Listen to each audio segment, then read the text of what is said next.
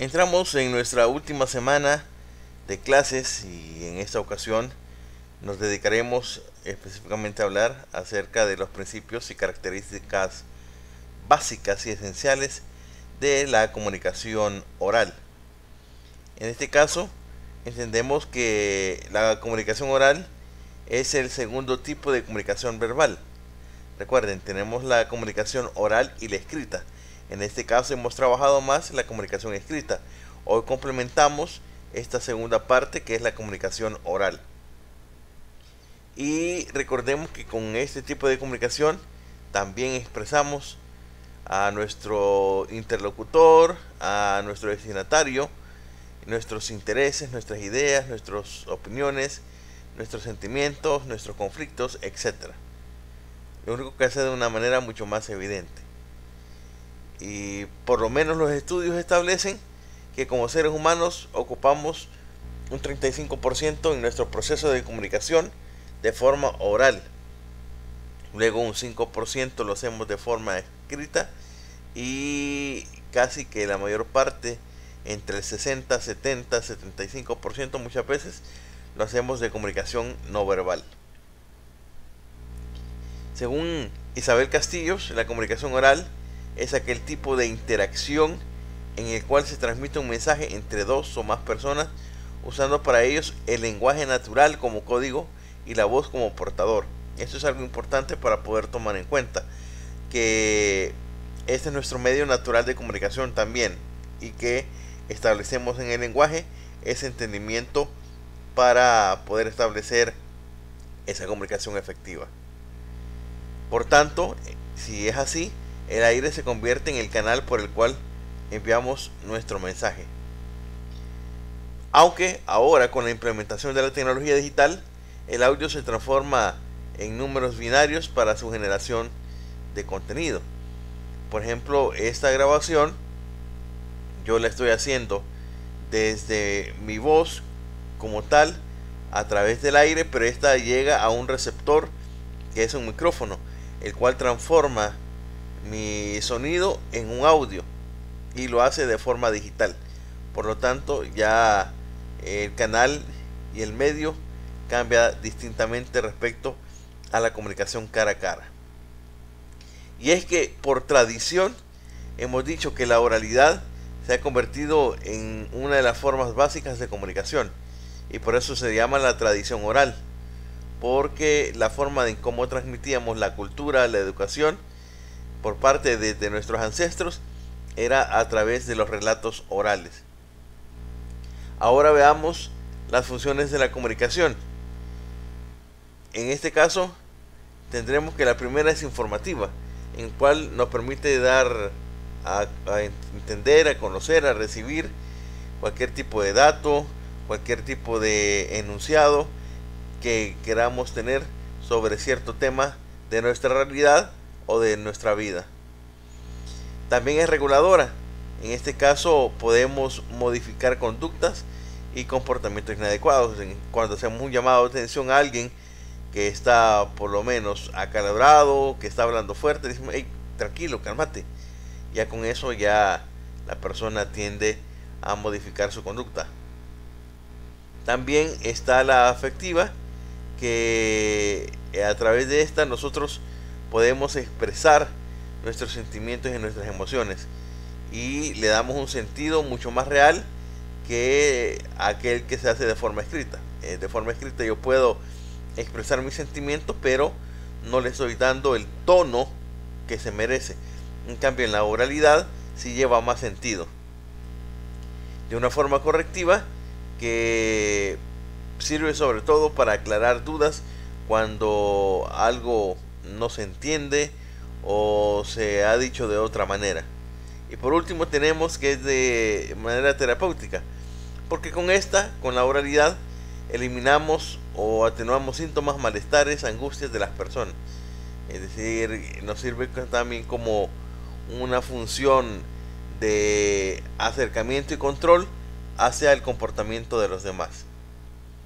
Pero también tenemos los diferentes tipos de comunicación. En este caso hay dos tipos de comunicación oral.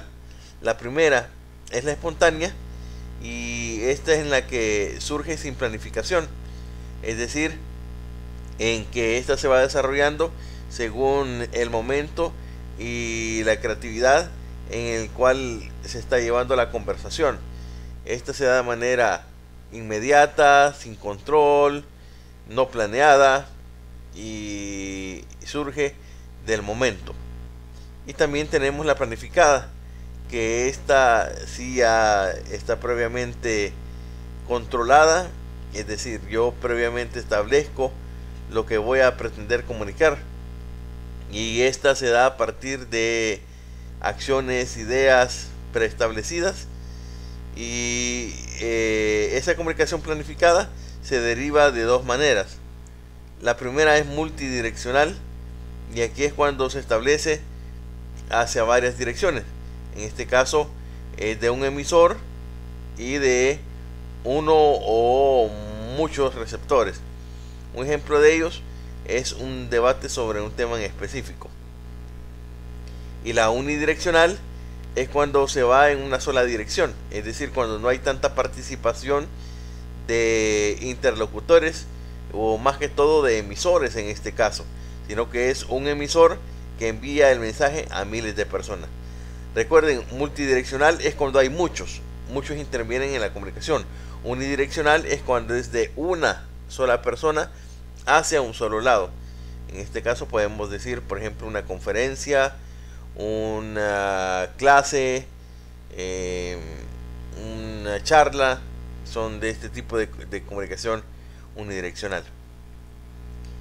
¿Cuáles son las ventajas y las desventajas de la comunicación oral? Esto nos lo establece Isabel Castillo, y entre las ventajas tenemos que esta es interpersonal, es decir, que yo establezco una comunicación con alguien y en la medida que establezco ese tipo de conversación, ese tipo de intercambio de mensajes, este puede darse de una manera mucho más fácil en cuanto a su entendimiento. También se caracteriza por tener una retroalimentación rápida y espontánea. Esto es algo importante porque en la oralidad yo estoy esperando que la respuesta sea inmediata y con ello yo puedo tomar acciones de una manera inmediata. Si estoy enfrente de alguien y estoy conversando, se espera entonces que la respuesta sea inmediata. En cambio, cuando se da por otros medios, por ejemplo escrito, esta tiende a tardarse un poquito más. Y no existe la rigidez, lo cual permite flexibilidad al momento de actuar. Estas actuaciones o decisiones tienden a modificar el rumbo de la conversación, el rumbo de la actuación a lo largo del intercambio de la información que pueda tener con la otra persona.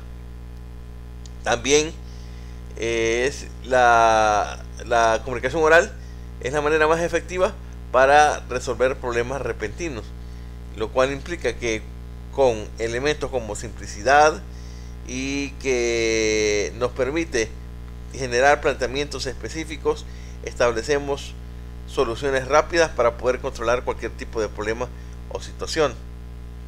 La siguiente es que ahorra tiempo, dinero y esfuerzo, en el sentido de que tiempo porque es inmediata, dinero porque no utilizo otro canal más que todo la oralidad, el que es el canal natural, y esfuerzos porque yo le doy sentido a lo que quiero. Entonces se vuelve mucho más valioso la aplicación de este tipo de comunicación. Y por último tenemos que la comunicación oral genera bienestar y agrado porque se siente el tipo de mensaje como se está dirigiendo al público. En este trabajo también ayuda a que se establezcan intercambio de información y a que haya una mejor dinámica de trabajo cuando es entre muchas personas. También el sentido de ánimo que se genera al otro, a la otra persona o al grupo en general, ayuda a que sea mucho más fuerte la acción que estoy desarrollando. Pero también presenta ciertas desventajas. valoremos tres. La primera, que los contenidos de la comunicación oral son inestables, y en este sentido ustedes se pueden hacer el ejercicio y valorar que empiezan hablando de una cosa con alguien y terminan hablando de otra, porque por el mismo hecho de no ser planificada, estamos tratando de meter mucha información, entonces se vuelve difícil mantener esa rigurosidad del tema, y por el tiempo que vamos ocupando, entonces la forma de tratar este mensaje se vuelve de una manera fugaz. Entonces, y muchas veces el problema es que estos contenidos solo tienen duración durante el momento en que estamos presentes con el otro. Después de que ya finalizamos la conversación, estos contenidos ya no valen. Una segunda dificultad que podemos encontrar en la comunicación oral es que no son recomendables poderlas utilizar en cuestiones comerciales ni legales, porque no tenemos un respaldo de lo que se ha dicho. En estos casos, si necesitamos contar con una comunicación escrita, porque queda la evidencia de lo que se establece ahí. Yo no puedo hablar o hacer negocio con alguien solo de palabra, porque la otra persona puede interpretar después otra cosa, y ahí es donde va cambiando el sentido de lo que se puede establecer. O peor, si son en términos legales, no puedo mantener la vigencia de los acuerdos. En este caso pueden darse siempre malos entendidos, o se puede cambiar la idea de lo que se ha establecido, porque no hay una base que me demuestre que eso se estableció. Las características de la comunicación oral. Primero, es genérica, en el sentido de que se desarrolla desde una forma general, o se aborda desde un tema en específico. Se aborda desde un género en particular y se lleva a su conducción del sentido de lo que quiera el emisor. Luego se dice que es dialógica, en el sentido que tiene vigencia nomás a través del diálogo, cuando hay un emisor y uno o más receptores, en el cual se vuelve también después emisor del mensaje. Esa es la riqueza de este tipo de comunicación, que no me quedo únicamente con mi rol de emisor o de receptor, sino que estoy cambiando, de que en el momento en que estoy siendo emisor, luego me convierto en receptor, y es ahí donde entra el valor fundamental del diálogo. También es efímera. ¿En qué sentido se dice que es efímera? En que dependiendo del tipo de relación que tengo, puede ser en un momento inmediata, o este tipo de comunicación perdura solo mientras se da el encuentro. Luego ya pierde la validez como tal. Es raro aquellos casos en que estamos manteniendo el recuento de la conversación. Quizás se da a nivel de parejas, cuando hay algún tipo de plan que hacer o de problemática, pero de lo contrario se vuelve muy fugaz.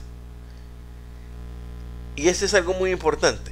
La comunicación oral es una capacidad humana, en el sentido de que el humano es el único capaz de poder llevar a cabo una conversación.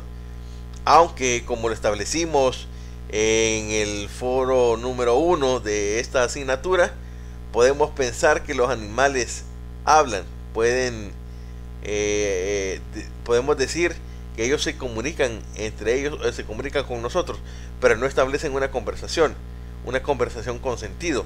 Que usted le hable a un loro y el loro le corresponda, no significa que hay un diálogo. El diálogo es pensante, el diálogo es coherente, el diálogo va mucho más allá de las ideas que expresa. No puede tener una conversación con un animal.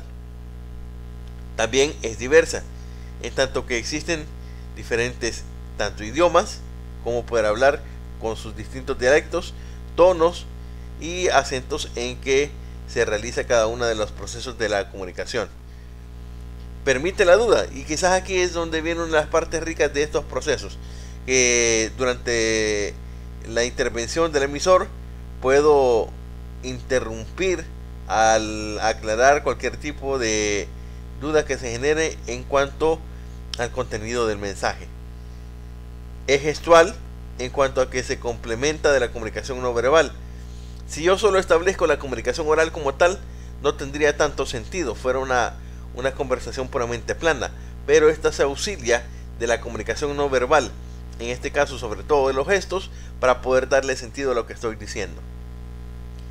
Tiene un carácter improvisador en esto de si es planificada o no, pues brinda la posibilidad de incluir, excluir o modificar cualquier parte del mensaje o de la información que yo pretendía ofrecer a el entorno. Es decir, de que puedo no solo guiarme por lo que ahí se está diciendo dentro de lo planificado o dentro de lo que yo tenía pensado decir, sino que voy cambiando, omitiendo, aumentando diferentes porciones del mensaje que voy a decir. Y por último, decimos que es creativa, que en este caso desarrolla la capacidad creadora y transformadora del sujeto en cuanto a lo que dice. Así que con este finalizamos el primer tema de la comunicación oral, a modo de que podamos entender que este es un proceso puramente humano y que es uno de los más importantes en la comunicación.